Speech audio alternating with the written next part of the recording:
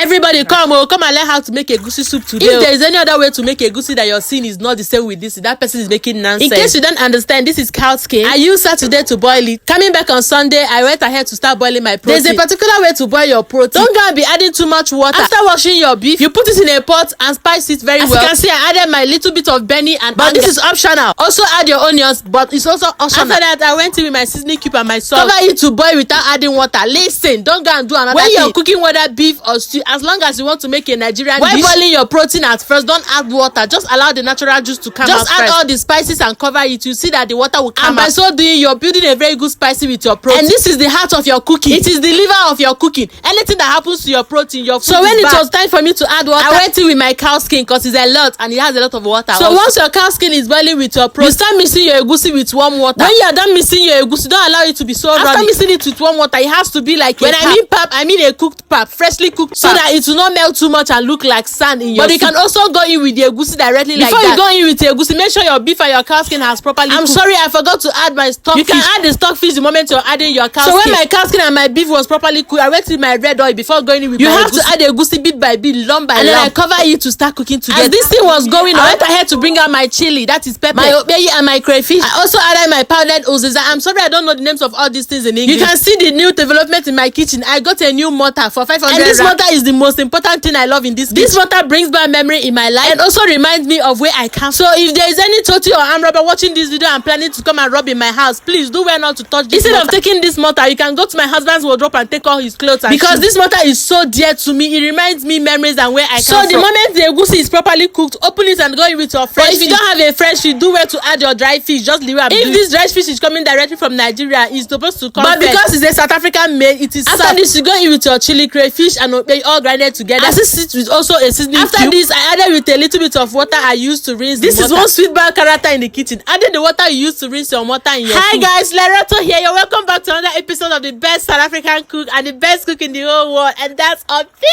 So in this place, you know, we teach how to cook a lot of food and we create our own recipe. And we are cooking the almighty egusi soup today. If you want to learn, come and learn. No, people that have been sending me a DM, come and learn. No, all my South African wife, come and learn. I was sitting to cook this food in a live video, but people might not be online because a lot of people, especially my South African wife, have been asking me to teach them how to cook this egusi. This is a cooking pattern that makes people to live long life and prosperity. And this is also the cooking pattern that makes your relationship strong. You guys should hold on. No, we are heading somewhere. Cause tell me, who eats fufu, who eats swallow on a Sunday afternoon like I can always come up with anything. My goodness, this food is out of the world. It is the best egusi soup you ever see in the internet. And from the look on Ifadigo's face, you can tell that this food is very yummy. I finished cooking and I dished for everybody to eat. My husband was not around. It was just me. And ever since I ate this food, I have been drinking water since afternoon. I have not eaten any other thing again. If there is any food you have in your house I don't know how to eat, just call me and Ifadigo. We are coming because in this house we eat too much, and since I eat in the afternoon, I have not been moving very well. Every part of my body has just been heavy. And let me know if you be trying this recipe and if you're learning something from my video. And at this juncture, we are going to call it a day, guys. See my video. Love you and bye. Don't forget to like, follow and share for no reason.